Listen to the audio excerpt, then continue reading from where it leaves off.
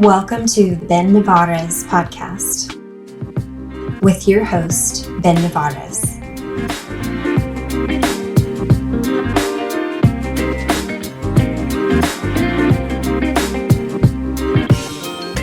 Good morning. Morning. How are you? Afternoon. I'm good. How are you? I'm great. I'm glad. Tell me about Bolt. All right. So Bolt is a streetwear inspired fitness apparel brand that I started about 3 years ago. The lightning bolt symbolizes empowerment and strength. So that's something that you can see in all of my designs. I focus a lot on self-love, leaving your comfort zone, and just empowering messages that I feel like I need both inside and outside the gym. And I feel like that's why a lot of lifters and also non-lifters resonate. That was really well done. Thank you. It's like you've been doing this for a little while or something. Spoken from the heart. That's good. She did not stutter. Hello? Hello. Okay. Sorry. I thought it sounded like I was cracking a little bit. No, you're good. Are we good? Yeah, we're good. Okay. Why did you decide to go into an apparel industry, like the wearables, I guess? Yeah, so I've always known I had an entrepreneurial spirit, and I feel like when you hear entrepreneurs talk, they either say that or they say, had no idea this is something that I wanted to do. But ever since I was younger, I never really saw myself living the traditional 9 to 5.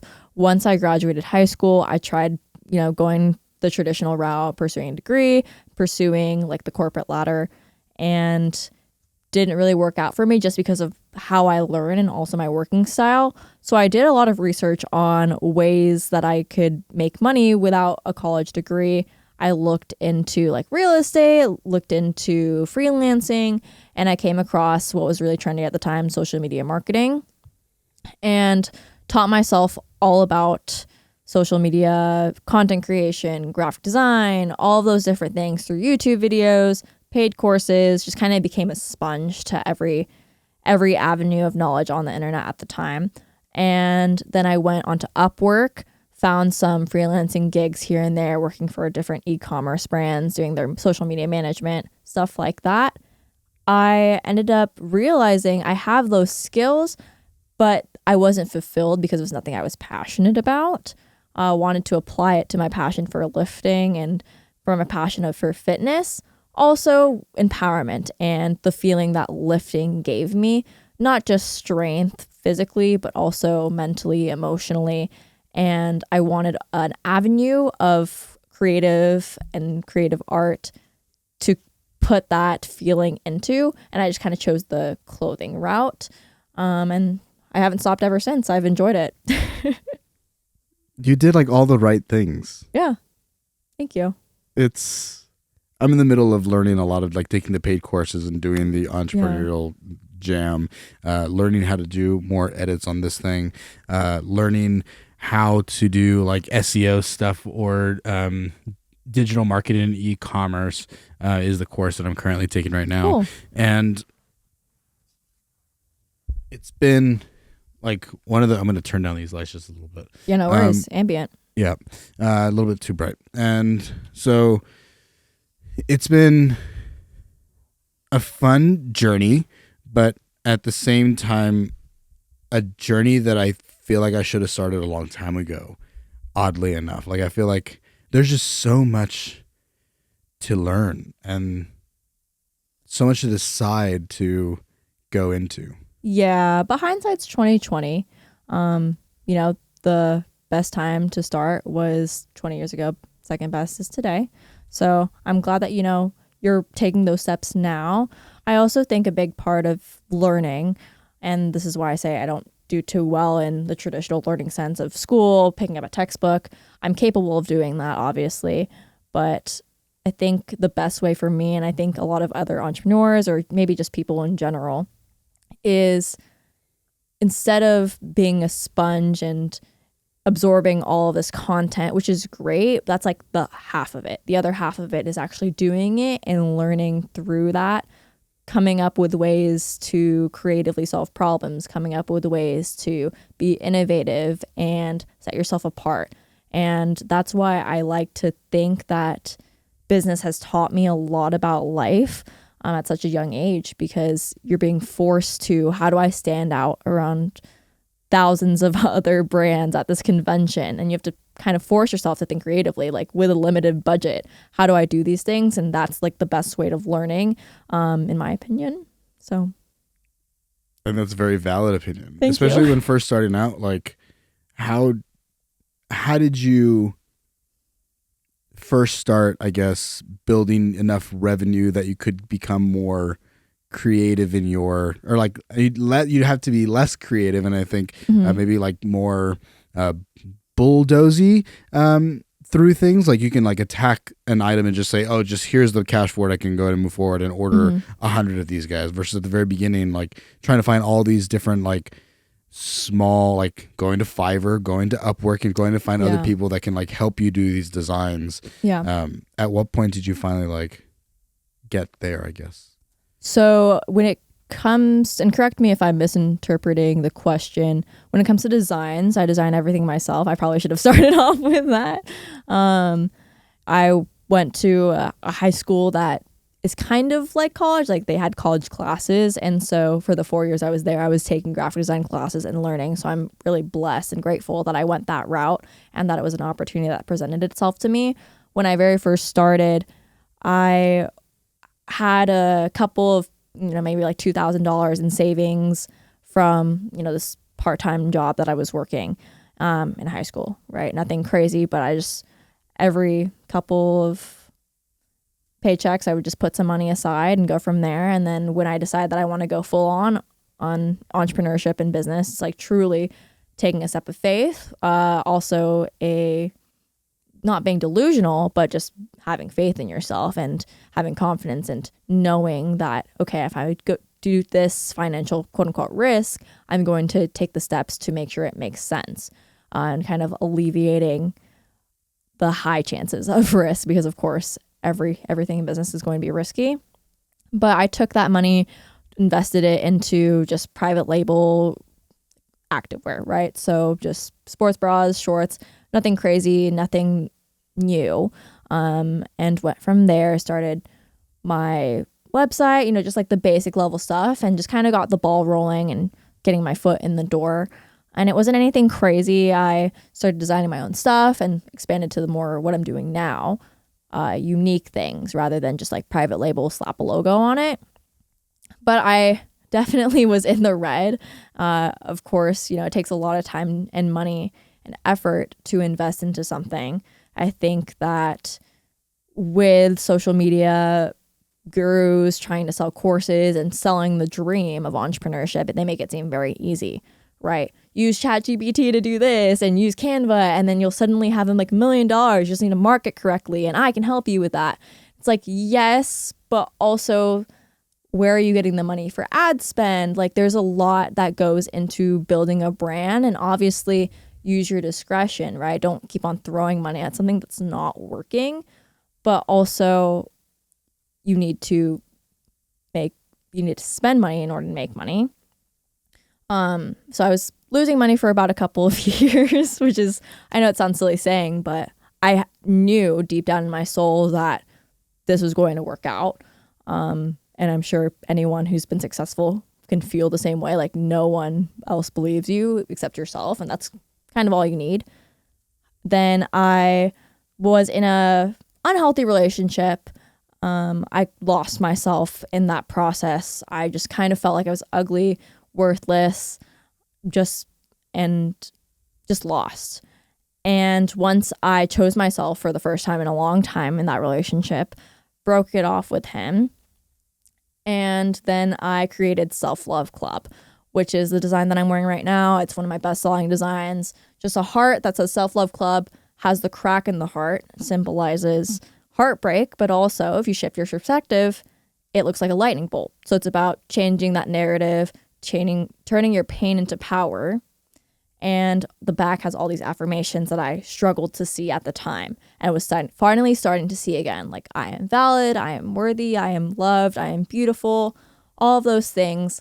Brought that to my first national meet. So I sell online. I also sell at powerlifting meets, at fitness expos, just kind of all over the place and seeing what sticks, what doesn't. In my first USPA Nationals that I did last year, I brought Self-Love Club and released it for the first time in the world. I didn't even know how much to bring because I was like, I don't know if people will like this. And it was a 5-day event, thousands of people coming in from all over the country coming in, sold out of Self-Love on the second day. And everyone on the third day and fourth day and fifth day were like, where is it? Blah, blah, blah. Like, we saw it and now they're gone. And I was just like, I did not know you guys would like this so much. I feel like I'm onto something here. And God works in mysterious ways. I made like 5K revenue that week. And I put like 1,000 down to be there, which was like an investment. Like, I'm working part-time at Starbucks kind of thing. You know what I mean? And also delusionally believing in myself and my dream and taking the money that I earn at Starbucks and just throwing it into this vendor fee. Literally just got like a 10 by 10 booth, but God works in mysterious ways. And he saw that I was finally everything that I was being prepared for in the past in my toxic relationship and this, that, and the other. It was time for me to start expanding. And he blessed me with, instead of a 10 by 10 booth that I paid for, and I wasn't even supposed to get that. Like, I negotiated down to the vendor fee. That was still kind of pricey. They ended up giving me like this huge table, like 3 tables. And when I got there, I was just like, hey, like, not complaining, but like, what's going on? And he was just like, yeah, we had like extra, like, take your time. Like, so I was like the first thing that you saw when you walked in, like these huge table. And I'm just a girl. Like, I looked like a huge brand. And obviously you have to affirm things. Like, I am a huge brand, but at the same time, they're like, what's going on? Like, what's that girl back there with all these tables? Anyway, the revenue that I made from that event kind of snowballed from there. And when I say self-love, quite literally changed my life. It quite literally changed my life. And that's why I'm very passionate about this. I'm very passionate about helping other people find their power in whatever case that may be. So I got invited to Anaheim Fit Expo by the same event coordinators. And again, God works in mysterious ways. My first traveling event for business, I went to, Vegas local meets. And I was like, okay, how am I going to get to Anaheim? Because vendor fees are enough. Airbnbs, like flights, this, that, and the other. But it was on a weekend that my mom coincidentally planned months out that we're going to go to Anaheim anyway. So I went with them to Anaheim Fit Expo. I think to this day was my best weekend. It was like maybe like an 8K revenue, like just 2 days. And granted, I spent a lot to get there. Don't get it wrong. Not easy at all. But from there, things kind of snowballed. I started getting invited to things. And I guess the moral of the story is never give up. And I'm not sure what the original question was, but we're cool. Oh, this is amazing. I mean, so we first met at the USAPL meet in like several months ago at this point. I don't really remember when, probably like November, December or something like that. Or even earlier than that. I don't remember. But we met and I thought you were like the representative of the company. Yeah, I know. People are always like, who is this? And I'm just like, do you work for them? It's like, no, like I design everything. I think that's a really cool like USP because they're like, ooh, like I'm buying from a person. You know what I mean? That was really neat. And yes, I agree.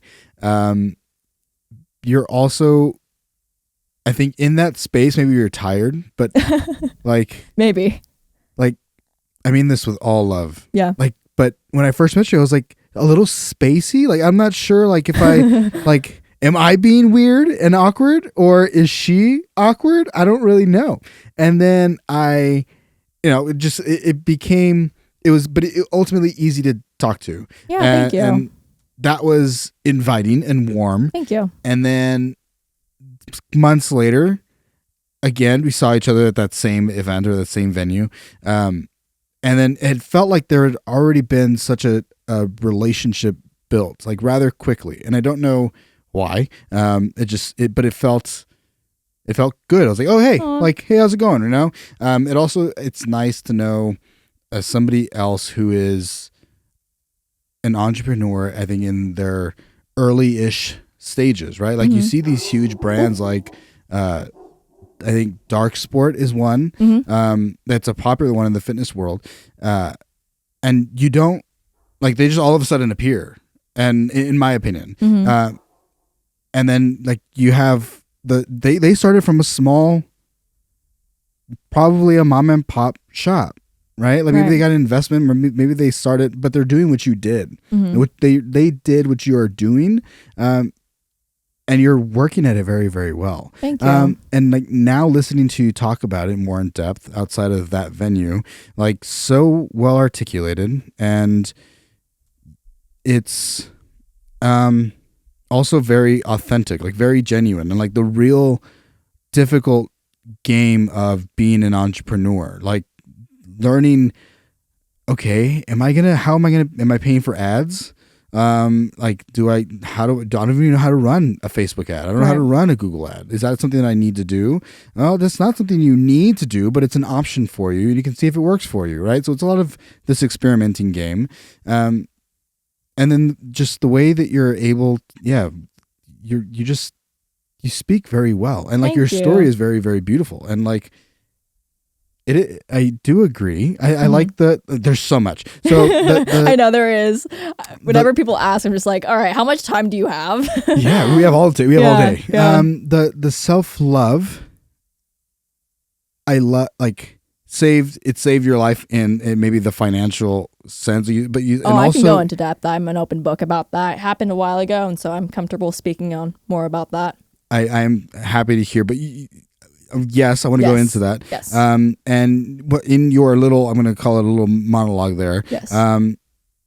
You said, self-love changed your life in more ways than one. And I think what's really cool is like, if you love yourself, like if you give yourself, like if you look at yourself and like, I am worthy, I am enough, I can accomplish anything, but like these affirmations, it really does make such a large difference. And I currently struggle with the constant like up and down of, am I enough or am I not enough?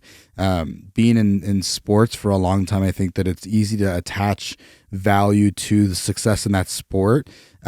And then with social media everywhere, you see all these, like as I attempt to take on a new venture of anything, that could be podcasting, that could be CrossFit, that could be the sport of weightlifting. If I try to go into anything, there's so much content on social media that's like, oh yeah, you just have to do a 150 kilo snatch. And it's like, okay, like I'm at 100 kilos, like I'm still not good enough. Yeah. I'm not good enough. And it's this constant feeling of not being worthy or not being good enough kind of shoved in my face every single day. I think, and a lot of us, right? Like how you mentioned these digital marketers that are like, yeah, you just got to run ads, go to ChatGPT, go to Canva, and then boom, you have $1 million company. Right. It's like, yeah, I mean, man, if I'm not doing that, then I'm not going to be successful. And like, you see these people, I think like I see a lot of digital marketing people posting these like their month by month income reports. And I think when you get in the world, like in the entrepreneurial feeds or like the algorithm that it's sent, like you start getting all of the, like it's constant, every other like fucking reel on my explore page is somebody making $300,000 this month. And I'm like, God damn, like how are you doing this? And you're like, oh, just link in the bio, or link in the bio. Yeah, just look at it. And I'm like, okay, but reading is one thing, putting it into practice is an entirely different game. And remembering that this person was also probably at the same place that I'm at, where they're just learning, right? They're just, they are trying to be, they were a sponge. And yes, they might want to like be able to help people now, but it's also another form of revenue for them. Right. And remembering what they're posting is also just helps you download their program. Right.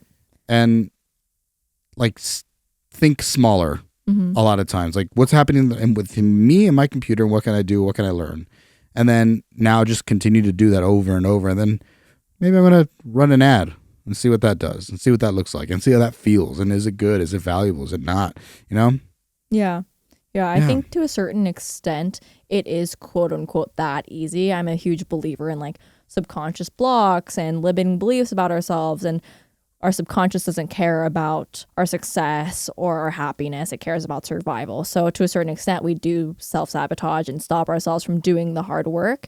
Hard work being the thing that we know is going to keep us and propel us into the next level, because where we are right now is comfortable and safe and familiar.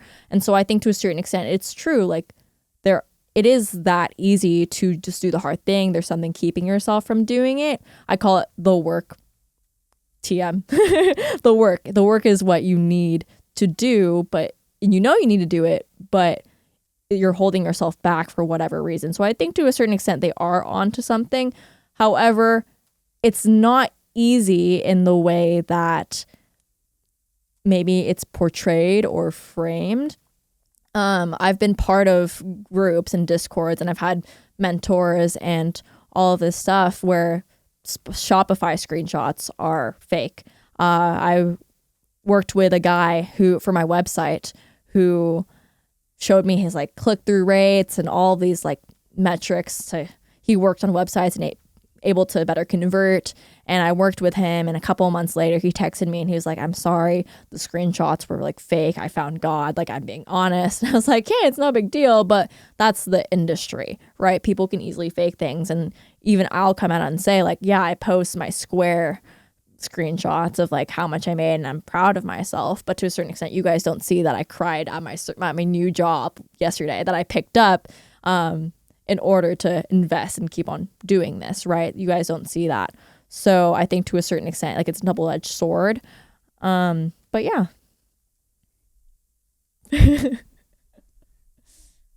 How? Yes. I think I'm shooketh. You're good.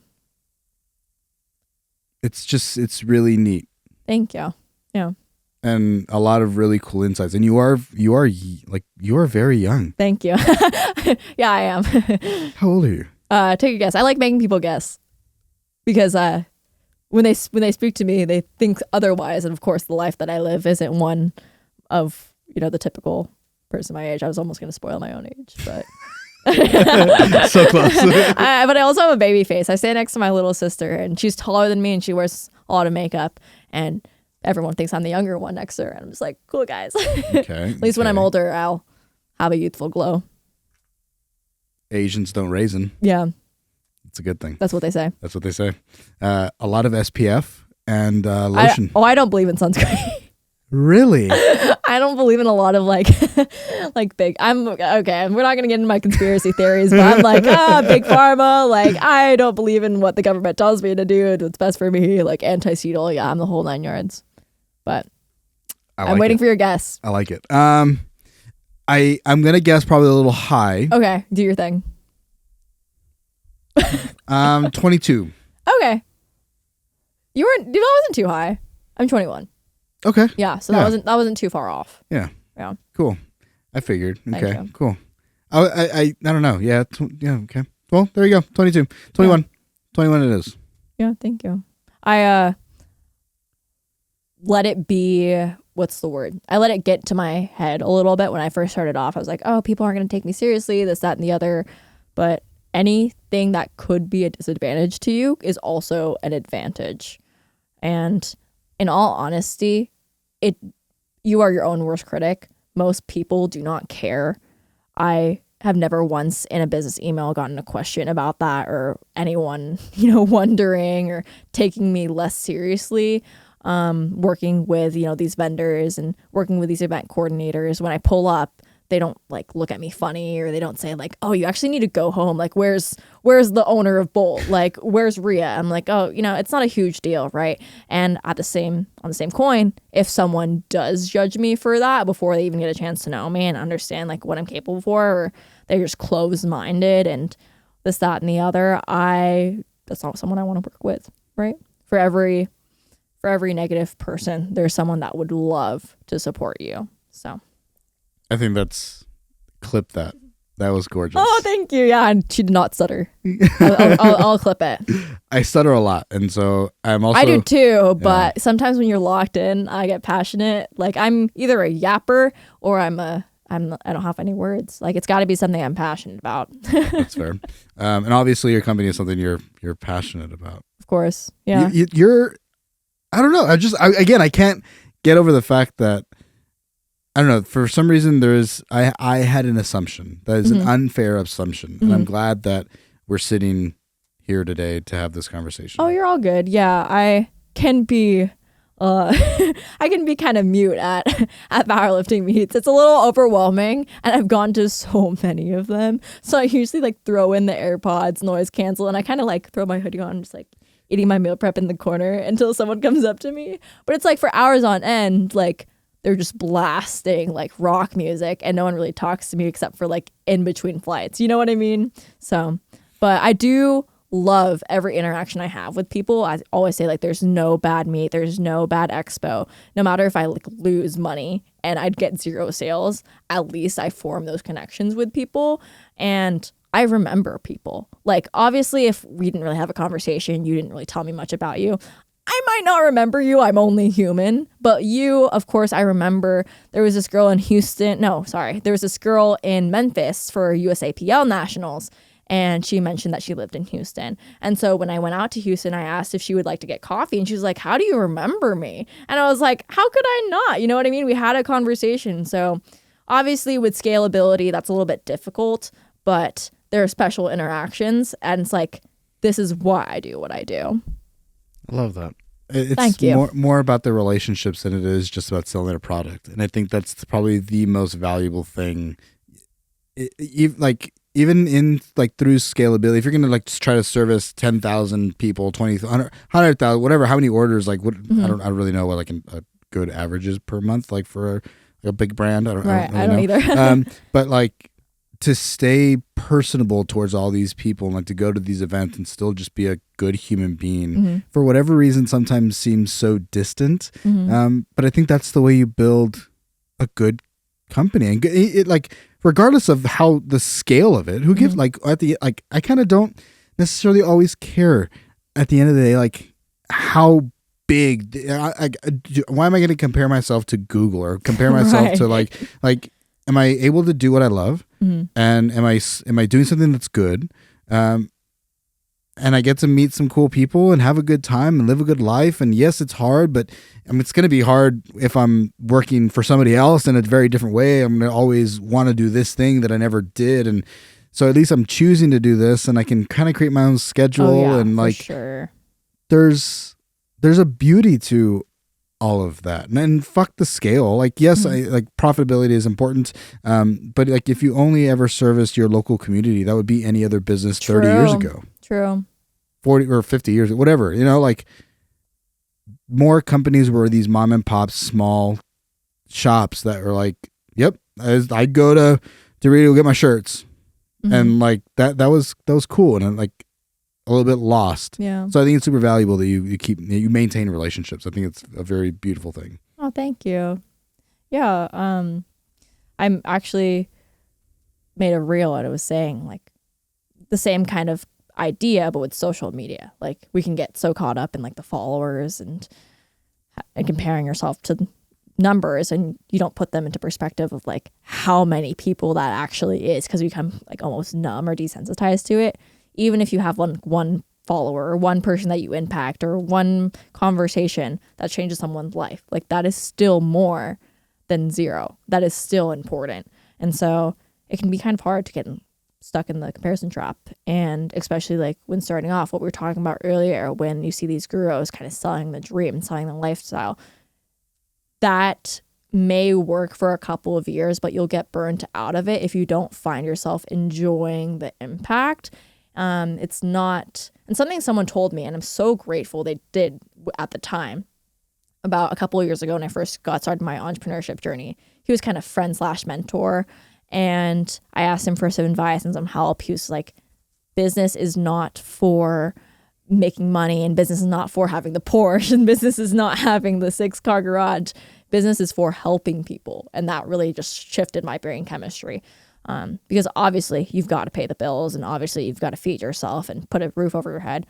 But at the end of the day, if you're fulfilled and throughout the sucky moments, at least you're, like you mentioned, actively choosing, actively every day making the choice to continue and to pursue this unconventional career, or just not even unconventional, but something that you want to do. And that is a privilege because a lot of people aren't able to do that. They don't have the physical means in order to choose what they would like to do. I hope that this is very refreshing for me. And I know I've said Thank it you. multiple times, and I just, it's just where I'm at today. And I hope that it's refreshing for other people who are also either looking in to get into business or are in business, or are in the middle of it and like, I don't really like this, right? Like, it's not for everybody.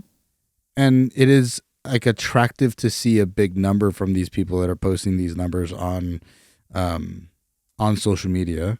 They're making $100,000, $200,000 a month, but how much of that is actual profit, right? Like, how much of it is being spent on a team? How much of it, like, True. like, yeah, they're showing you their revenue, but they're not showing you their profit. Yeah, I'm not posting that one yet, guys. That's a different Yeah, number. it And is. like, oh, I spent $30,000 on ads this month, but screenshot that $35,000, ticket this month. It's like, are you really doing that great? Also, your time. The amount of time. Yeah. There's so much time. Effort, the whole 9 yards. So shout out to everyone who is actively choosing on, creating something, a passion project, no matter what the case may be. Shout out to you. You're doing great. You're doing amazing. And just keep on pushing because there's a lot more that goes into it than I think you're giving yourself credit for. Clip it. Clipped it. That was an advice to myself. They say like any advice that you give to other people is like advice that you're giving yourself or your past self. I'm like, okay. Sometimes I don't even follow my own advice. No, hey, I mean, I think at some, like, you might know the right answer, but at the same, like, you're not there to follow through with it yet for whatever reason, right? Yeah. I have learned, like, I remember sitting inside, I was putting up the studio back in Texas a couple studios ago, and I remember sitting there and like adjusting the table and like putting the couch in a way that I wanted, painting the room, and I was like, man, this is work. Like, this is a job, and I can really treat it and give it love like a real job. And I can service a large and stand for something that hopefully changes other people's lives. And then, like, yes, there's there's definitely a desire to have income, but it's also being able to connect with other people. Like, taking the time to sit with somebody for hours is not something that's done very often. Everything's very transactional. Not everything, but often things are very transactional. If you go to the cashier, it's like, hi, can I like paper, plastic, paper? Okay, bye, goodbye. And then that's like about it. Or like you have a very small banter and you walk away. I very much so value getting to actually know the people in my community. And like you go to your local Trader Joe's and you're like, I don't know how I got here, but you go to your local Trader Joe's and you can talk to Steve every single day. And like, Steve's my cashier and I like Steve, and we hang out and and so this was an opportunity to kind of like bring some community into my life, I think, where I needed it the most. And then remembering, like, at the very least, I get to like make a lot of relationships with really cool people. And it was not necessarily entirely about the money. And yeah, business is a cool representation of us and our art. Like, I think the way that your business functions and the perception of that brand is you. And like, you get to control, okay, how detail oriented am I going to be? Am I going to give out discounts? Am I going to sell in a way that is manipulative? Am I going to be pushy? And then if you start with that, everybody that works under you will also start doing that as well, not knowing any better. They're just following the leader, right? And like, oh, that's how he sells and that's how he's made money, so maybe I should be aggressive too. You're going to attract what you are. And so I think if you are good and you're like, you care about the product at the end of the day because you want it to serve something bigger than yourself, then it's going to go very, very far. Mm-hmm. Yeah.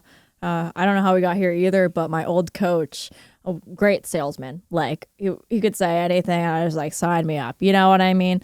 But also it was done in a way that I didn't appreciate, and I think a lot of other people didn't either. And so like he's slowly losing clients. Like no disrespect to the guy and the person, but my point is you may be able to get there quickly by scamming, manipulating, lying, and being inauthentic to yourself and your values. And it might be fun for a little bit, seeing that influx, but you'll go home feeling unfulfilled. And also, even if you don't care about that, it won't last because people start seeing through that.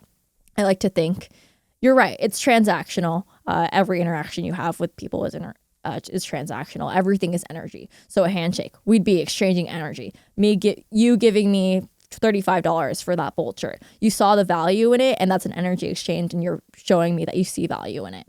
And with that, I like to think instead of transactional, because it feels a little bit like scummy, like, ew, I don't like thinking of people as like, what can I gain from you? Yeah. At the end of the day, of course, relationships are transactional. I like to think reciprocal. Like, I will just doing this out of the goodness of my heart because I'd like to get to know you, because I like building our relationship, because I see the value in who you are. I want to help you. I want to provide value to you.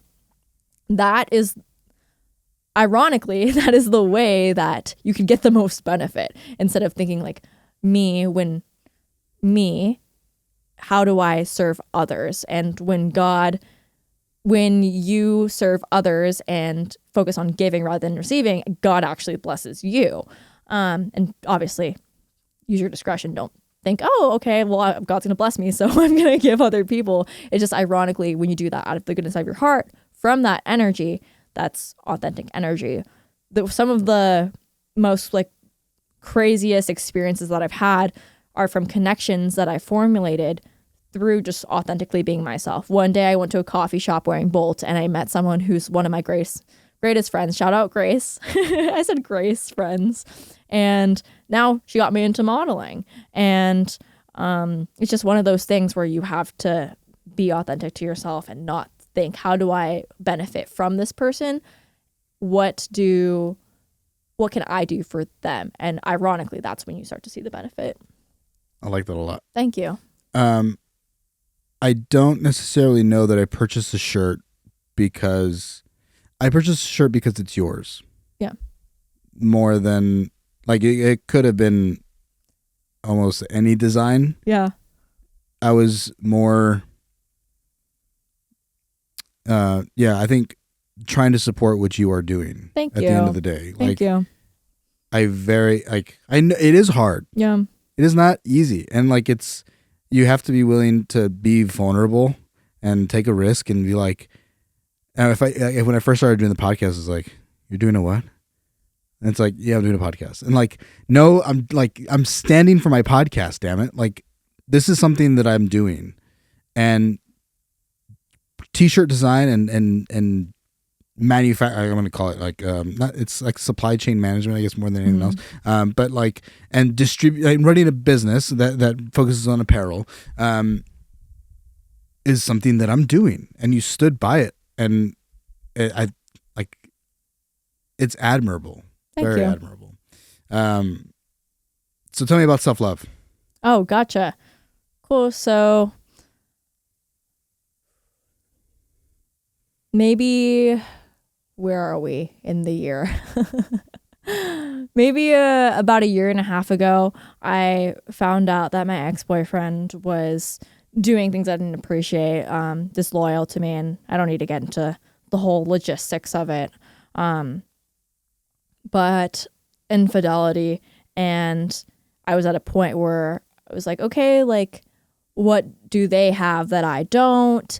Why am I not good enough? Like this really twisted mindset that one has when they are cheated on. And I just kept on thinking that things would get better. So I stayed. I was like fighting for it. And I love hard, but I also acknowledge and go to therapy for my wound so that way I can show up in romantic relationships healthily. Anyway, long story short, after a couple of months, one random Thursday, I was like, you know what? I'm tired of crying every night.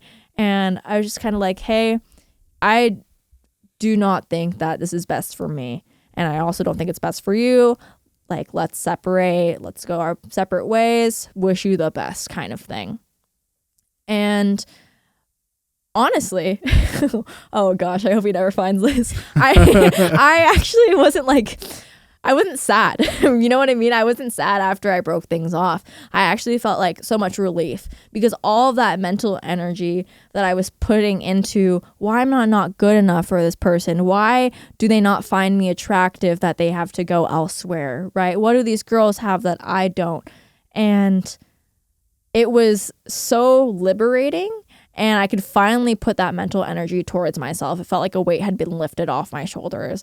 And I was like, I don't even know what to do with all this mental energy. I was like, oh, wow. Like, I've spent so much of it and so much time and tears and all of that. And that is when I talked to my then coach and I said, get me on stage. I'm here for it. And I was the type of person where I would say, I'm never hopping on stage. Like, I like food, you know, what everyone says when you tell them they compete. Oh, I could never do it. I like food. Yeah, of course I do too. Like, I thought I couldn't do the cardio, but all of that is true if you tell yourself that. If you tell yourself otherwise, you are physically capable of doing it, right? Even people who are, you know, physically disabled in one way or another, like, there are ways, right? You're just, to a certain extent, making excuses before you, and I always tell my younger sister this because I'm kind of maternal in a way to her. Don't tell yourself no before you even ask, right? So don't assume that something is impossible for you before you even consider the different ways around it and the excuses that you're making without even realizing it. So anyway, long story short, I was like, get me on stage. I put all of my like anger and all these negative things I was feeling towards him, like resentment, angry at the world, angry at myself. And I was like, you know what? Just quiet, drown out the noise, and let me put that into myself and my goals and something for me. And that's why bodybuilding is very special to me. It was something that no matter what, like, the world could be in chaos. There could be like terrible things going on. You know, someone could have called me something, or I could be having the worst day ever. But what I can control is what I put in, right? The things I control is, okay, am I eating this way that I told myself I was going to? Like, something that changed my brain chemistry is you truly need to take responsibility for everything. Even if it's someone yelling at you or acting some type of way, okay, I take responsibility for that. And so it really gave me a chance to take all those negative energies into something for myself. And so the process of being through contest prep, through relearning what it was like to be single and focusing on my business, and I couldn't even really focus on my business. It was more like a thing that existed at the time rather than something I was actively working on. I didn't have ideas. Like, I literally could not be creative and could not show up as empowered and as bold as I truly could have, because my mental energy was spent worrying on when is the next time he's going to do this? When is he going to be disloyal? Why am I, you know, what can I be doing in order to prevent this? And obviously these are all like silly things and coming from a wounded place that isn't true. I was valuable before, you know, I found out I was valuable the entire time. I'm made in his image. And so the combination of focusing on myself through bodybuilding, it didn't have to be bodybuilding, but this is just my story. The combination of putting my creative thoughts and how I felt in an art form or in a passion project, that just whatever way that you choose to express yourself, and just finally learning to say no, set boundaries when I'm being disrespected by not just my romantic partners, but people in general. And so that's when self-love came out. I believe I honestly made that like I actually made it out of meat. I made it out of fight or quit meat. Just brought my laptop because like I mentioned earlier, for hours on end, people don't really come up to me. And so I'm just like, I'm not going to sit there and stare at the wall. Brought my laptop, opened Adobe Illustrator, first design that I've made in months because I told you, I lacked the creative energy. And I was just kind of like, you know what? Self-love. I saw it like on Pinterest or something, like the self-love like club rug on Pinterest or something like that. And I was like, okay, cool. Lightning bolt in there. I was like a heartbreak, like the planet to symbolize the world tour. And I did the affirmations. And when I was making that, I wasn't thinking like, this is going to be banger and it's going to be like what makes me finally profitable and I'm going to get to go on all these trips and I'm going to make everyone so jealous. I was just like, this is how I am choosing to express myself, and this is a form of self-love in itself, right?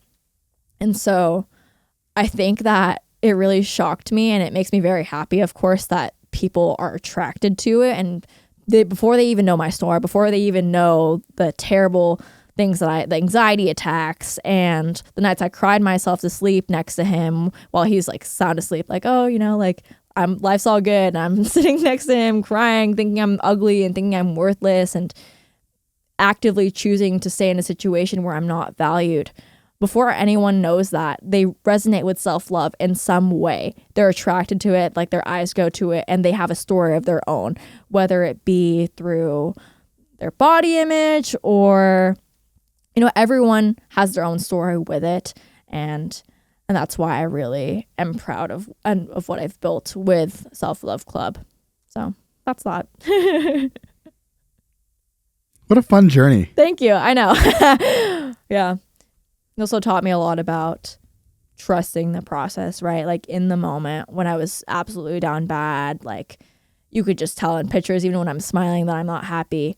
You're not being punished, you're being prepared. Like there's something good that's going to come out of it. It's either a blessing or a lesson. So there's a lot I learned from it, and there's a lot I gained from it. And in a weird way, you need to be grateful for the bad experiences that you have in your life. It makes me feel like finding this is my creative outlet, right? Like, and it's motivating to hear, like, I at the very beginning, before we started recording, you said, maybe you should do be interviewed or do solos, right? Yeah. And I have hours of recorded content of just me talking into a mic. Oh, nice. And I think giving myself the permission to post those things is a really cool way to express myself, right? Yeah. Like, and it is self-expression. Sometimes it's just silliness. Sometimes it probably makes no sense. Like me at the very beginning of this podcast, I think that I was like rambling and like not making sense, but that's part of the game. That's part of the journey of getting through a podcast. Like not every single piece of it is going to be beautiful, but that's a good representation of life and business. And like you're gonna have moments where it's just not the best, and where it feels rocky and questioning, and like, is this normal or is it not normal, or like, oh shit, I wasn't paying attention. Like that's normal. Like all of that is a regular part of the journey, and like the more that you practice it, the better you get, and the more that you practice business, the better you're gonna be, right? Like you sound so secure in what your brand is and what it stands for because of everything that you've gone through and the time and work that you've put into building what you've built, and you can see it, you can hear it, and it could be in the gym. Like if you go to the gym and you are walking and doing your cardio that you didn't get to do before this, then like somebody can see that and like recognize, oh, this person's. I have a question for you here in a moment. Like this person looks confident in this space, but why are they confident in this space? It's because, well, they've spent a lot of hours here. Right. Like a lot of time has been spent in this place. Yeah. Where do you train? So I train at EOS. I train at my home gym. Okay. Like where I work. Yeah. Okay. Please, no one find my place of employment. I will have you revoked. Yeah, I mean, it's not like the best gym in the world, but it's convenient because of the commute. They have everything I need. I don't need like crazy pendulum stuff, and I don't need to pay I don't need to pay for a fancy private. Because you're at that point, you're kind of paying for the vibes. You're paying for the atmosphere and the people in the community, which is like cool. I don't know if it's $99 per month cool at this point in my life, but that's just, I have other things that I want to invest in. I used to train at Alphaland when I lived in Houston extremely briefly, but honestly, they could charge me $200 a month, and I'd say sign me up, because it's, for a lot of places, not about the equipment, it's about the community. So what about you? It's a big community. Yeah. It's a very hearty community. Yeah. I have 3 gyms. So I work at UFC in Centennial Hills. Yeah. So I use that for like saunas, really. Yeah. Like that's really my jam. At that location. And then Camp Rhino, which is just down the street from here. So I wanted to get more into the CrossFit game. Cool. So I started taking classes with them. And then I also, and then I operate my business out of self-made training facility off of Nice. Russell or whatever road that is. That's cool. In Las Vegas. So if I'm with a client, or I have like, if I don't have anybody after or whatever, I'll train there. Cool. Which is enjoyable as well. Yeah, I've heard of that place. Yeah. If you want to come by for a workout, let me know. I'll come by. You don't need a membership, which is helpful. Oh, okay. Yeah. Day pass? Nope. No day passes, no nothing. You just, as long as you're with me or with the trainer, then Oh, that's sick. you're good to go. All right. Yeah. I'll hold you up to that. Let me know. All right. Always game. We'll make content. Yeah. Oh, yeah. Yeah. That's a good idea. Yeah. I was talking to, kind of segueing off of past sentence, I was talking to one of my friends, and he's in the content creator, genre as well, and he actually surpassed me, so now I have to beat him. And he was just like, Rhea, you've got so much time. Like, even now you picked up this personal training job, like, you have so much time in between clients. Like, what can you be doing to work on Bolt? Shout out Austin if you're listening. And I was just like, I'm making excuses. I was like, I really don't have a valid answer for you, and I wish I did, so I could at least sound like I have a reason to. I was like, just go to your car and film it. And I was like, well, I did film this one. I just never posted it. I was like, can you watch it and tell me if it's good, like enough to post? And he was like, it doesn't matter. Like, just post it. So sometimes we can get in our own way. But yeah, content. Let's do it. I have I bought those little, those Rode mics. Yeah. The portable ones. So I bought myself a set, and I've used them a couple times.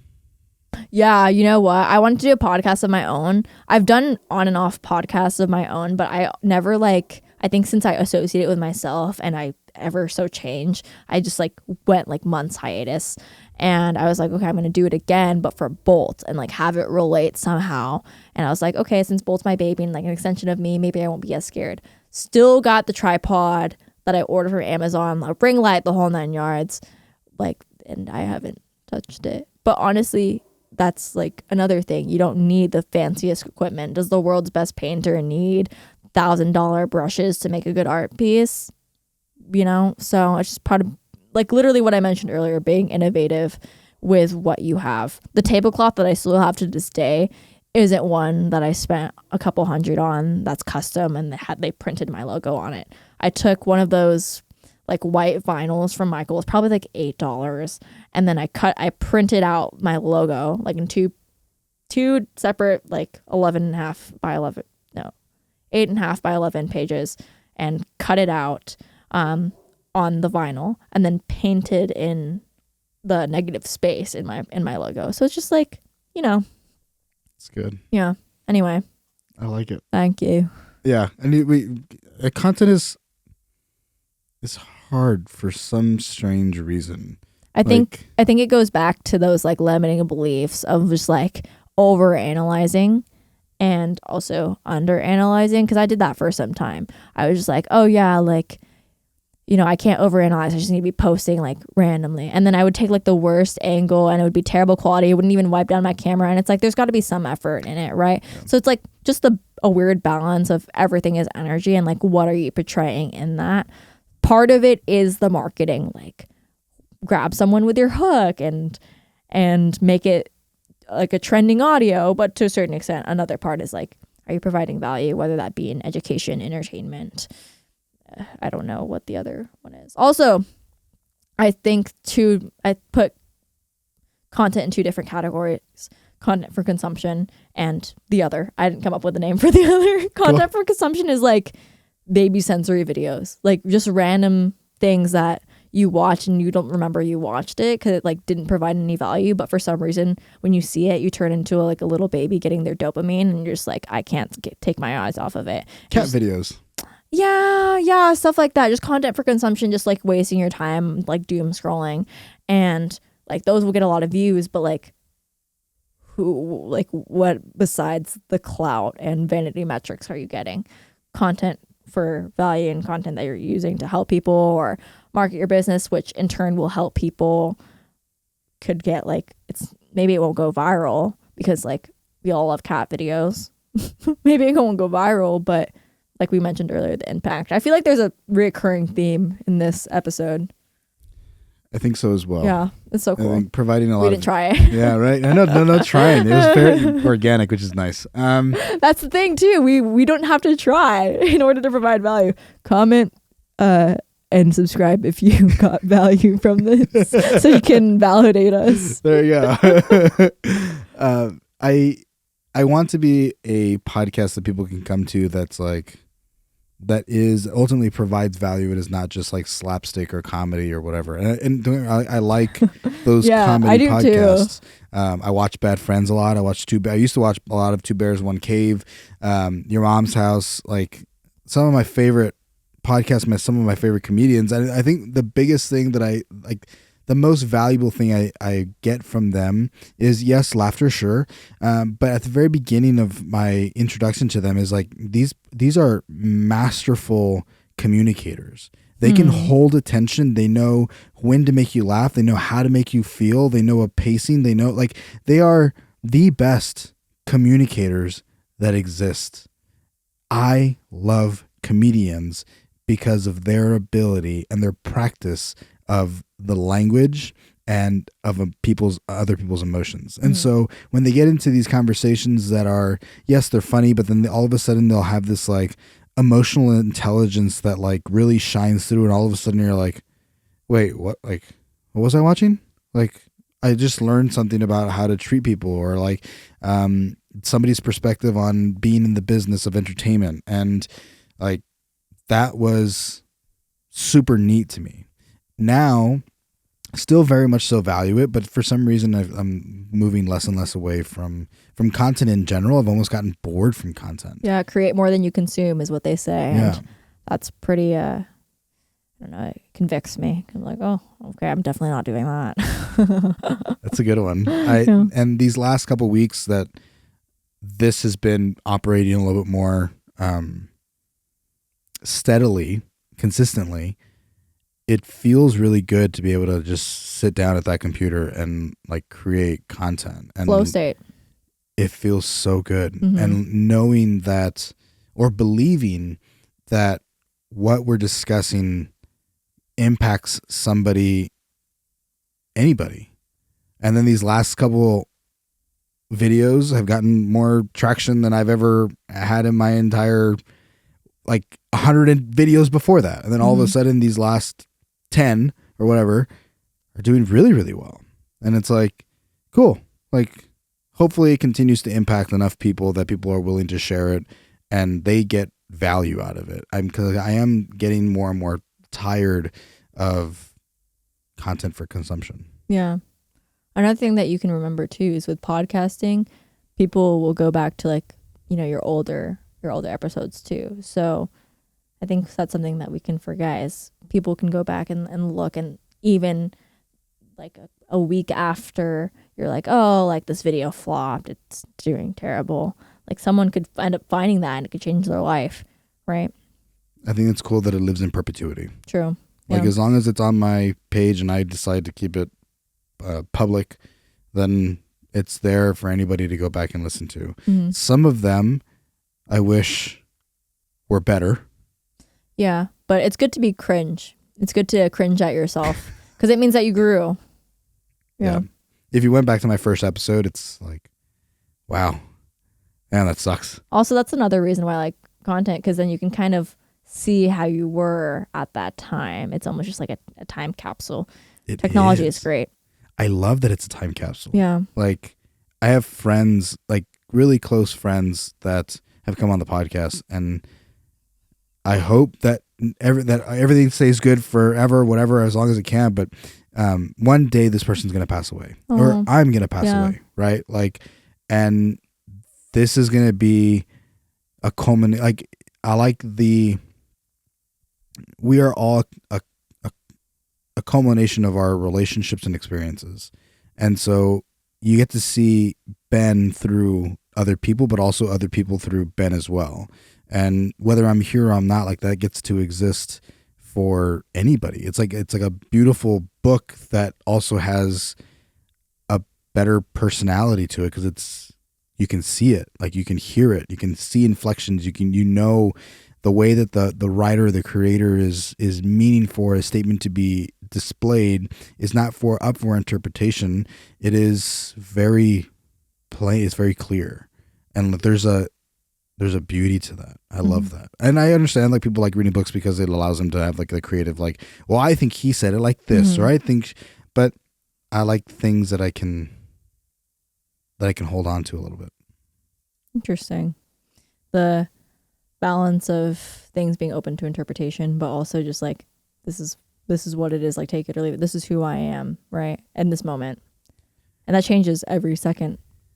Right? I could change my mind about something about my identity like in the next second or after I leave. You know what I mean? So you really do change on a daily basis, and not even change, but evolve. So people say like you need to live in the moment, but it's also possible to capture that. It is. Yeah. I think that giving yourself the ability to have those fluctuations is so important, and it's part of that self-love.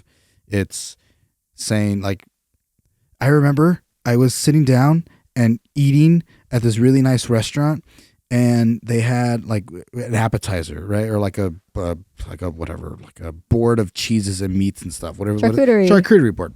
And it had fruits and whatever on it. And I was eating a piece of it. I was like, I don't really like it, but I guess I'm going to eat it. And it was like, hey, it's okay not to like that. You don't need to eat that. And I was like, wait, what? Who said that? Your inner voice or someone? Someone. Okay. And I was like, no. Really? It's like, yeah. And it applied not just to the thing that I was currently eating and saying, no, but I like be true to who I am. And if I don't really love it, then why am I eating it? Like if I don't want it inside of my body, then why am I? The compromise. Yeah. A big thing that I say is full body yes. So when you say yes to someone, and I mean, they use this term in like consent, right? Like, is an enthusiastic yes, then if it's not, then it's a no, right? So when you're kind of on the edge, like, oh, like, I don't really want to, but I want to make this other person happy, or it's what I feel like I should be doing, or it's what I think is the right choice, and they're kind of iffy and their intuition or something feels off, or you're just like, there doesn't need to be a reason, right? When people ask like, oh, why not? Like, you don't need a reason for the answer to still be no. So if every cell in your body is like, yes, I completely want to do this, full body yes, right? And then if anything's not that, then it's a no. It's still something that you have to learn in undoing all of the years of societal conditioning, but that's true. It's societal conditioning and like I think the impact of our upbringings, and I remember like having avocado for the first time when I was a kid, and like being in Hispanic culture, like that's very popular and common, and I was like, I don't I don't like it. And it's like, They're eat like, it. you gotta like it. Yeah, it's like, no, eat it. And I was like, oh, I really don't like it. And it's like, eat it. Yeah. I'm like, Oh my gosh, fuck, that I is guess. so funny. And like, I remember sitting at the dinner table multiple times, and like I'm not hungry, yeah. and I don't want to eat this, but they're not gonna let me get up until I am finished eating. And it's like, no, I'm just, like, I would eat it if I was hungry, Yeah. and I'm not. And I think that's transferred out into today, where sometimes I'm probably not really that hungry, or I'm not really that hungry, but I'm going to sit there, I'm going to eat anyway. Yeah. Just because it's the right thing to do. Or like, I remember I had a bowl of cereal, and I didn't realize it at the time, but I'm lactose intolerant, very lactose intolerant. And for whatever, I never drank the end of the milk. And it was probably because it didn't make me feel good. I was probably full, whatever it was. I didn't drink the last bit of the milk. And my uncle was there, and I was walking to the kitchen sink to pour out the milk. He was like, "What are you doing?" And I was like, "Pouring, like, I'm done with the cereal." It's like, "Do you realize that's like 5 cents of milk right there? You got to finish that. Your parents paid for that. You're going to pour yourself a thing of milk and not finish the entire thing?" And I was like, I really don't want it. It's like, you're going to go sit down there and finish it. And so I fucking drank it and then puked. Oh. And I was like, yeah. You have to relearning that these things aren't normal. And it's okay to say no, and it's okay to say yes. And being very honest with that internal chatter can be a challenge, but once I think solved, and once you get better at it and practice it, it becomes so much easier and like so much more fulfilling, and everything around you is the things that you want. And there's still going to be challenges that are involved always. But you get to choose that challenge, and you get to control, I want to be with this person, or I don't want to be with this person, or I want to be friends with this person, or I don't want to be friends with this person. I didn't realize that you didn't have to be friends with people. True. It's like, I don't like that person. I don't like the way they treat me. I don't like the way they speak or the way that they carry themselves. But I'm still going to hang out with them? Like, what am I doing? Why am I doing that to myself? Why am I doing that to them? I'm lying to them and lying to myself? No one's winning. True. Like, it's okay to walk away. There's a lot of people. And I'll probably be better for it, and so will they. They're going to find their crew, and I'll find mine. Mm-hmm. Boundaries.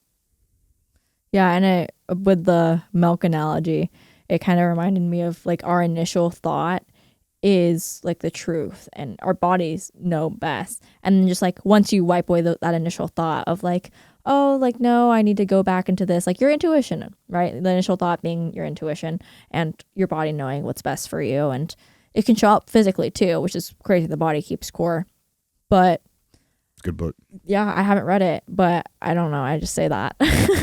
Nice. I will read it. It's on my to be read. But anyway, after that initial thought of all like what you believe should be done in accordance with other people or in accordance with what you were taught is what you were being taught, not what you actually believe to be true from a soul level, if that makes sense.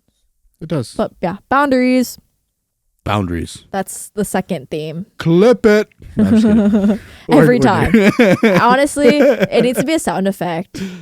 I probably could like. I think it's funny. Yeah. No, we just say it. I think it's funnier that way. There you go. Yeah. There is I feel like there's a podcast. Oh, there's another podcast with Chris DiStefano. I don't know if you know that name. Mm-mm. He's another comedian.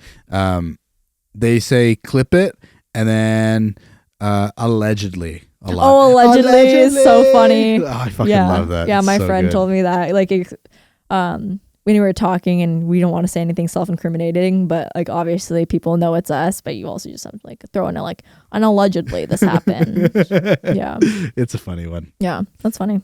Where do you plan on growing your business from here? Like, what are you investing in, both personally and then also in the world of business?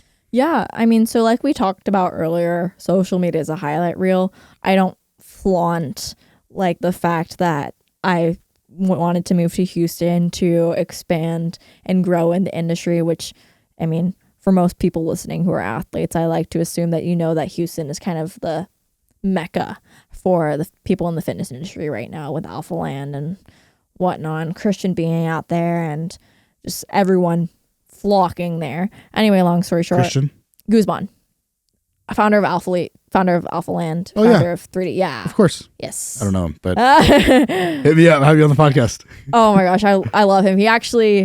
I gave him a Bolt shirt. Yeah, I met him twice. Sweet guy. Anyway, back to the story. I didn't tell you guys about, I'm not flaunting or, trying to brag about the fact that I thought I was going to move to Houston very briefly. That was a huge financial hit and had to fly back home. Went months job searching to try to get myself back on my feet. The momentum I had from traveling and doing expos nationwide and doing amazing numbers, and that kind of dwindling quickly as I paid myself when I came back home and tried to figure out what my next plans were. The credit that I racked up, like right now, I think I'm just kind of focusing on getting myself getting myself to a state of not being in survival mode, getting my bag up, building relationships through training and being a coach, and just kind of learning and growing as a person and seeing where that takes me. I would love to do more expos and more nationwide things this year, but at a certain extent, I shouldn't be in debt either. So that's kind of my biggest priority right now, and then getting myself out of survival mode. I be able to make more level-headed decisions. I'd like to get better at bookkeeping and kind of getting more into the analytical data stuff instead of just throwing money. Because when you start something, that they don't tell you is yeah, everyone wants to make money, but how do you manage it? Because you could have $1 trillion, but if you don't know how to manage it, then it's gone the next day. And that's a big thing. I definitely want to expand though. I want to instead of outsourcing the printing. So I do all the designs, but I outsource the printing, and I want to learn how to do it myself, get a heat press, kind of do it at scale that way and go from there. I have sweats that are done being manufactured. I just have to have them being shipped here. There's a new design that one of my friends gave me that I haven't worked on. It should be coming soon. It's a kind of a spin-off of Self-Love Club, and he just said you belong here, right? You belong. I hope you know how loved you are. And I was that's inviting, rather than Self-Love Club being the initial I want to advocate and stand up for myself. You belong here kind of is a more inviting, we're a community and we're all here for each other, and we all take those steps to build up our confidence and do things that empower us and step into our power. And so that's kind of essentially why I created Bolt, and that's what a brand is. A brand is a story, and it's also a community. So that's kind of what I've got planned. That's so good. Thank you. Yeah. I think going from survival mode to thrive is so important. It is, yeah.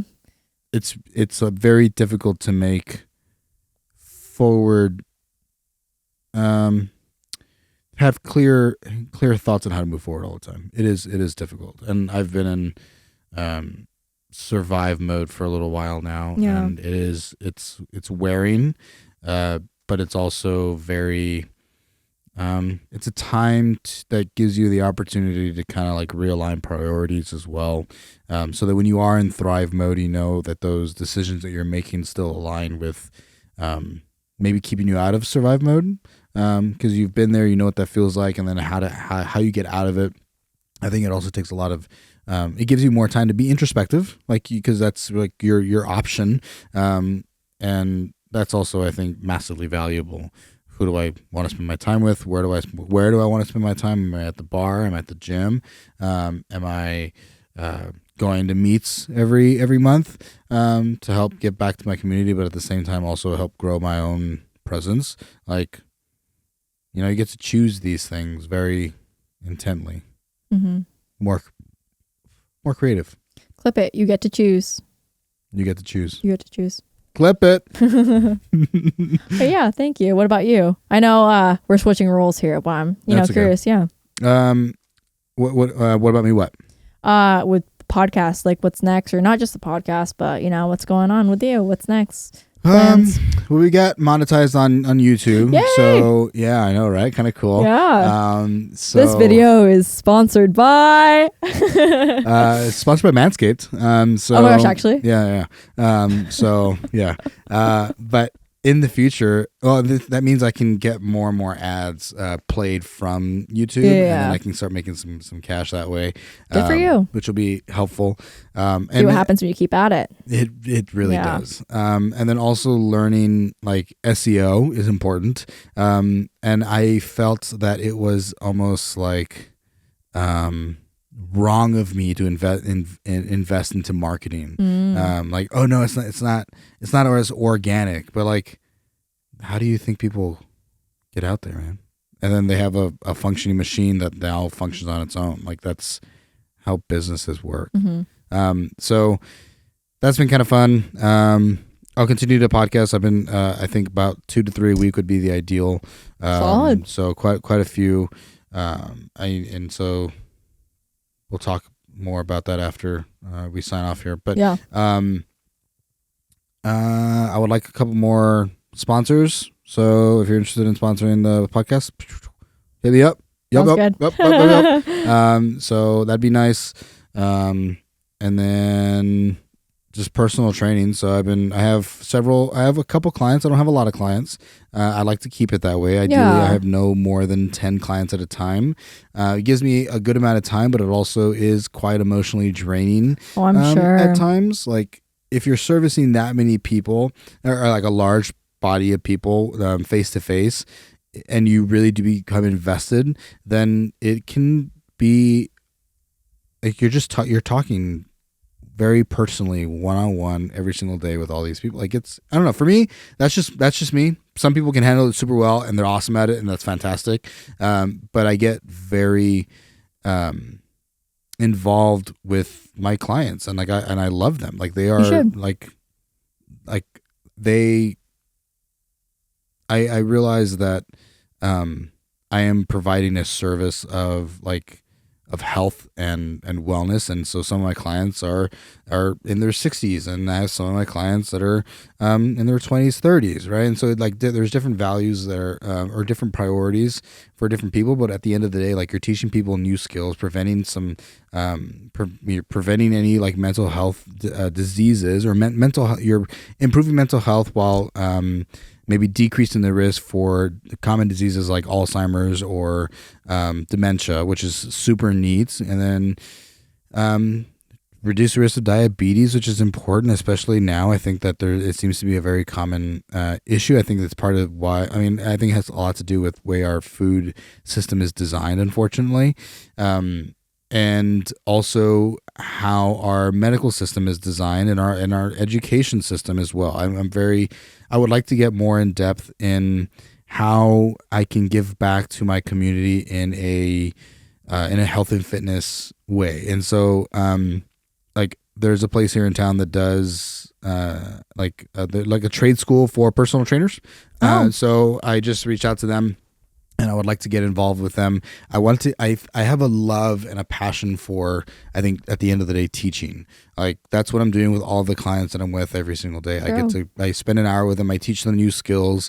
And then also I try to bring as much of a perspective that includes challenging some emotional intelligence. And so asking people about why they exist the way they exist. Are they choosing this way? I think that the gym has been a very beneficial place for me in a philosophical way. It gives me time to think inside and why other parts of my life are the way that they are.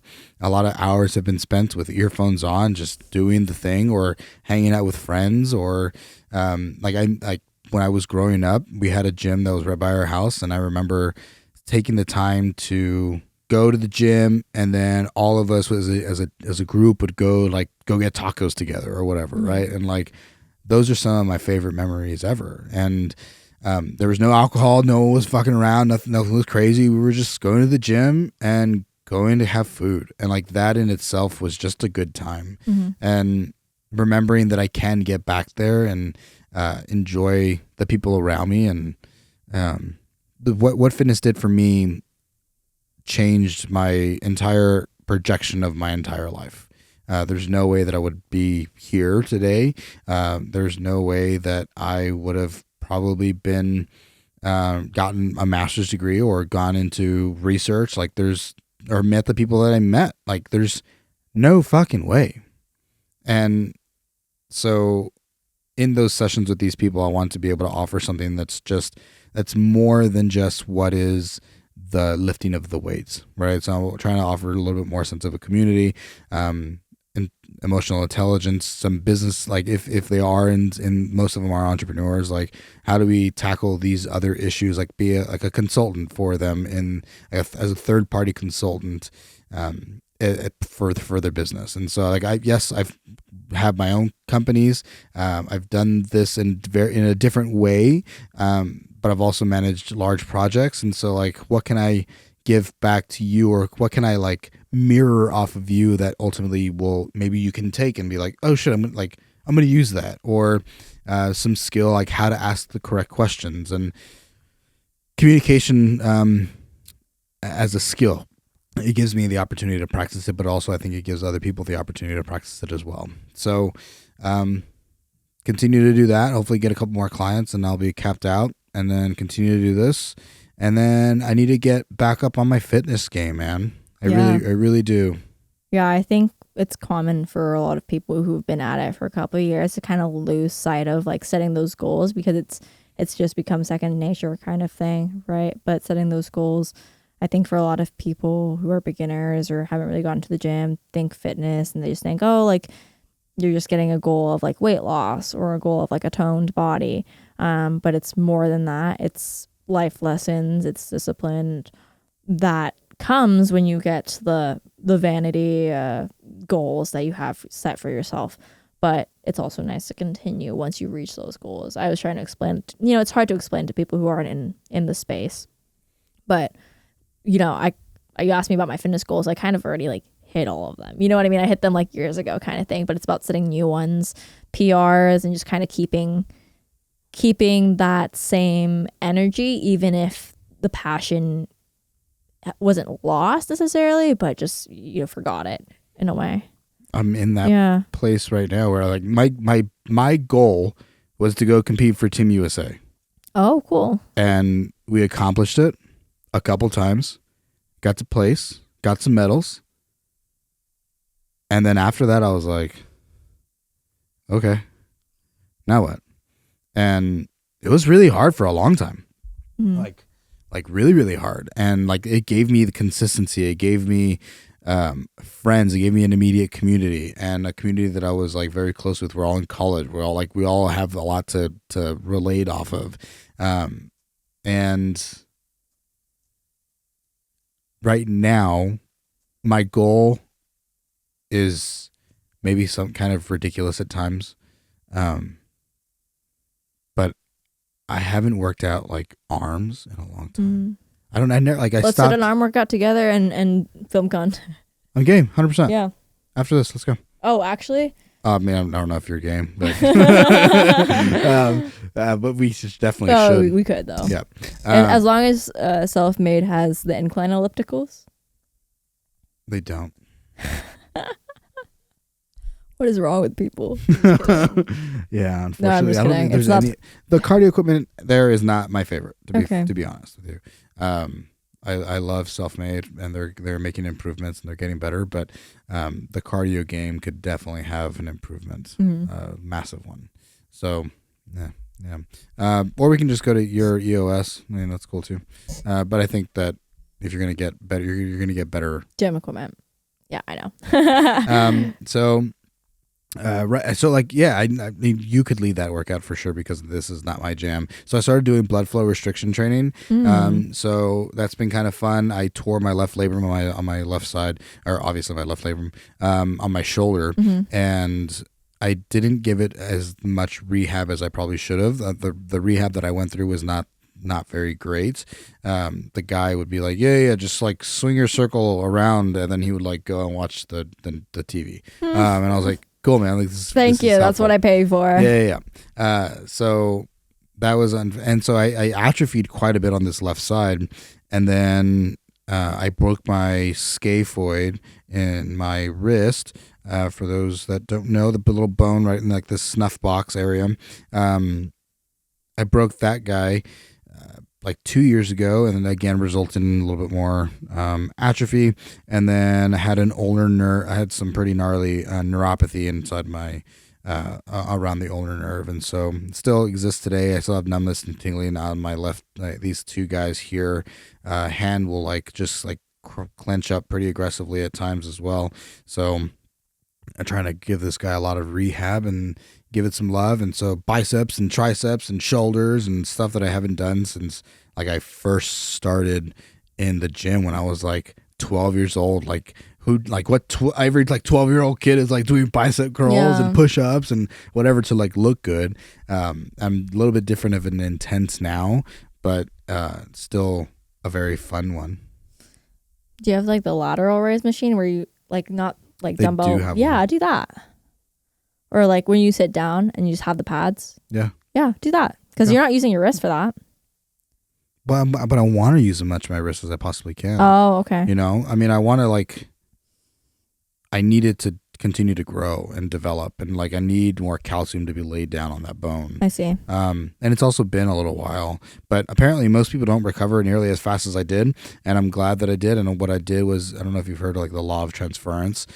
So if I have like one weight in my right side, I had a cast in my left, so no weight in my left hand, I would do a curl, and with only the dumbbell in my right, but still going through the range of motion with my left as well, and then it helps reduce atrophy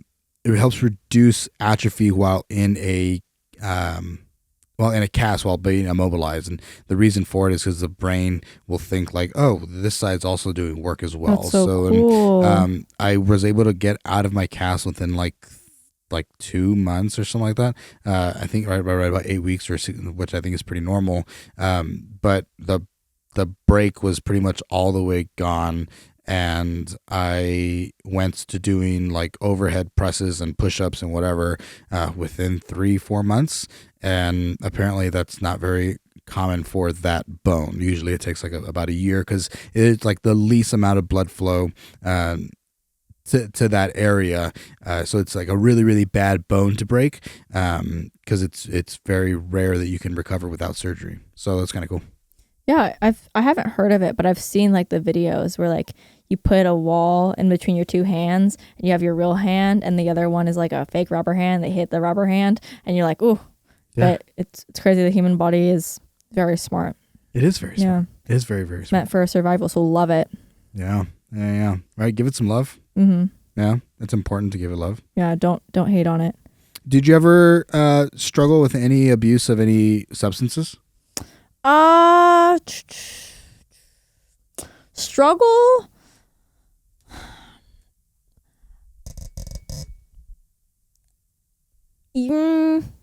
That's loaded. I mean, I dabble in, addictive substances. I mean, I'll have a drink at the bar, like socially. Like I'll hit my sister's vape if she's next to me. I don't smoke because it gave me anxiety. And what was the third one? I'm like thinking, I was like, oh, and like I kind of can't live without coffee. So, I mean, I can. Choose not to. I make the choice every day to pour me up a cold brew. It's just one of those things. But not truly. I mean, I think that I don't want to say self-harm, because when you think self-harm, you think like physically hurting yourself. But there are like things that I know, I should, and I know I'm speaking vaguely, but I just don't know if this is like an explicit podcast. I just kind of, ever since I was saved, I try my best to show up differently in my romantic relationships, and, modesty, and in that way, that's kind of how I what's the word? That's like my I don't want to say drug of choice. It's your outlet. Yeah. Well, let me say comfort, right? Because a lot of people choose many different things for comfort, and for some people, the consequences aren't as severe as what the comfort gives them. So I'm learning. So what about you? Yes. Yeah. 100%. Unfortunately. Mm-hmm. I have done a lot of almost anything that you can think of it's entered my system at one point. I see. And it's been a very tough journey, and I'll tell you more about the specifics here after we get off. Yeah, no worries. Addicted to multiple things over a long period of time, and so and like short stints of things at times as well. So like during college, it was like a semester where it was like, it was like every single day I'm doing Xanax, and then now I don't know what day it is anymore. Oh wow, yeah. Like, isn't it Thursday? No, Ben, it's Tuesday of the next week. Oh wow. Like, oh shit. But it was like a full semester of that experience that afterwards I was like, yeah, no, this isn't fun. Like, this isn't good. I don't feel good. Yeah. I am not, there's no way I'm going to be successful. And then I would combine it. But I would combine it with alcohol and like talk about classic way to die, you know? So a nice benzo with some alcohol is a good way to just pass out and vomit and then asphyxiate and die. So that was unfortunate. And then a lot of stimulants. I'm a big stimulants guy. I do enjoy. I hate to admit it. Dude, I hate to. Yeah. I love it. I used to think like, why would anyone like, if your drug of choice, like, why would it be like a downer? You know what I mean?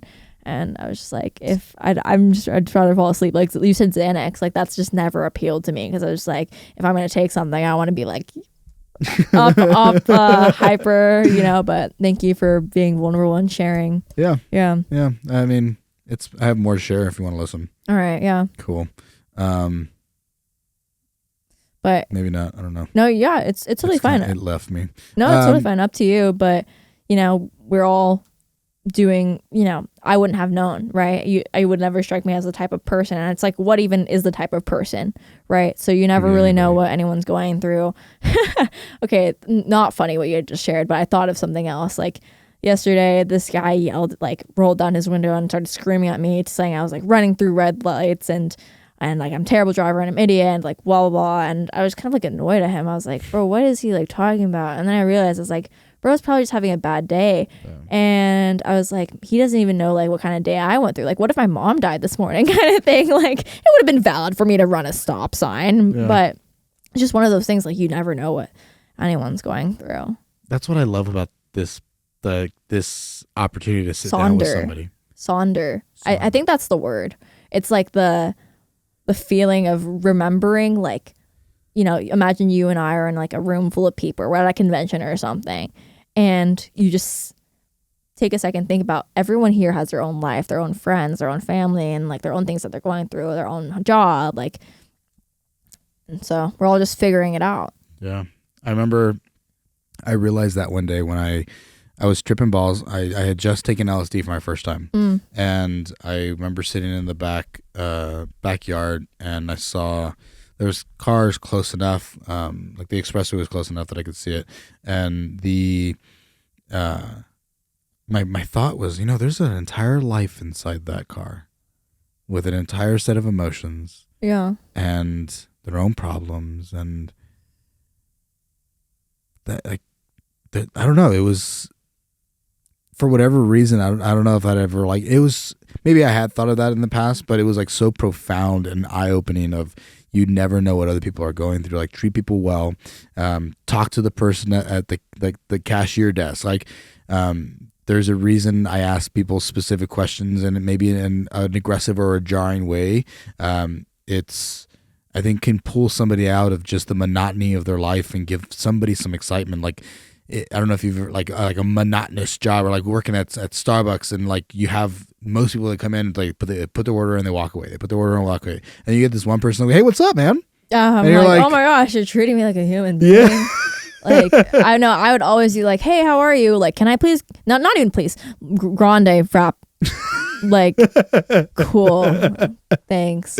It's definitely what's the word, like character development, and that's why like you learn, right? And maybe when I was younger I'd act the same way, just, but saying something as simple as like, hi, how are you, taking a second, right, recognizing that the person who's taking your order is just like is a person too, right? Even just saying please, thank you, or take your time, like just very simple things, right, could make someone's day. I feel like those manners have gone further and further away from people. Maybe part of it is, what's the word, like when you're in certain areas of the country? Regional. Some of it's regional, because like I thought people here were mean until I went to LA. People are so mean there. And I'm scared to say it because they're like, I don't want people in LA to be mad at me. But like people there are so mean. And like challenge for anyone who has the money to do it. Go to LA for like a day and just interact with people and see how they treat you. And then go to Texas, go to like Austin and see how people treat you. Or like North Carolina. That's a fun experiment. I've done it. It's off-putting because like it's not even fake nice too. Like they're just genuinely like wanting to know how your day was, and me and my sister like anywho, I like the moral of the story, just being nice to people and stop being selfish. I think that's the moral of this episode. 100%. Yeah. I think that's good. And that's how you get success, ironically. Focus on giving more than you do receiving, and then you will be blessed. Is. Yeah. And I don't know, there's like, I didn't realize that I could charge what I'm charging now until somebody was like, oh, I'll pay you for that. Yeah. And I was like, yeah, I know. One man's, are you serious? Like, that's insane. Is another's like, oh, okay, that's valid. I'd be more than happy to, like, understandable, right? Yeah. It has value. People see the value. And then like, so long as you are showing up and I think it's scammy when you sell somebody something and you know that it's not worth that. They can kind of tell too. They can. Mm-hmm. But like if you've done the work, you've done the research, I've been in school for a very long time. I spent a lot of hours in the gym, and I spent a lot of time reading and doing a lot of like self-education or teaching, self-discovery, I guess, in some sorts of ways. But the experience of going to compete across the world and getting paid to do it, like I think so much time and care has been put into what that squat or that bench or that stage time looks like. You don't realize like how, again, I kind of refer back to what we were talking about earlier, like it's the amount of hours and care and paying attention and taking responsibility for all these little things that somebody else gets to like see and be like, oh wow, like they look really good up there, or like, that was a really cool squat, or they're really fast. That's a really cool business. And like you have no idea how much time, and maybe you do, I think other business owners can recognize like, oh shit, like there's a lot of time and effort and care into this thing. This person's cared about the details. This person has gone the extra mile. Somebody that like has achieved success in something can recognize when other people care. Right. Let me know next time. So when you're reffing, do you like get comped for like the transportation and whatnot? Yes. So do we get paid? Yeah. Yeah. Well, like, do they like compensate you for like the gas, travel outside of or for gas? I mean, I don't, probably not. It probably includes. Yeah. Well, let me know next time you go somewhere cool. Yeah, I will. I'll let you know next time I go somewhere cool. Let me know. I think that I definitely want you to stay in my community of people. Yeah. I I have ideas. The cog's returning. Beautiful. Thank you. We'll talk about it. Okay, we will Here after this as well. Yeah. Anything else? Anything else for me? Yeah. You can find me on RIAPATAG on Instagram. I am also on BOLTACTVE for Bolt content. BOLTACTIVE.com for your own Bolt merch, and you can find me on the interwebs, and feel free to DM me if you have any questions, comments, concerns. If it's weird, I might block you. That's fair. This is one of the shirts. I bought one of these guys today. So this is one of the shirts, and then I bought this other one today too. So The self-love one. So many she's colorways. Yeah, she's many wearing that options. one already. But then the backside says all that stuff on it. So go get you a shirt. Go support somebody, local small business owner, and make sure you guys go share, like, subscribe, Comment what you took away. Comment any questions, and we will get to you. Yeah, there you go. And then we'll come back on for another podcast here soon enough. We? Yeah. Yay! Beautiful. Well, I'll interview you. Interesting. Well, if you want me to. Maybe we can get into it. We'll talk about it. We'll talk about it off. Yeah. All right. All right. Thank y'all. Love you. Thanks. Bye. Thank you for listening to the Ben Nevares podcast. Check us out on iTunes, Spotify, and all other major podcast hosting platforms. Be sure to leave us a 5-star review on iTunes.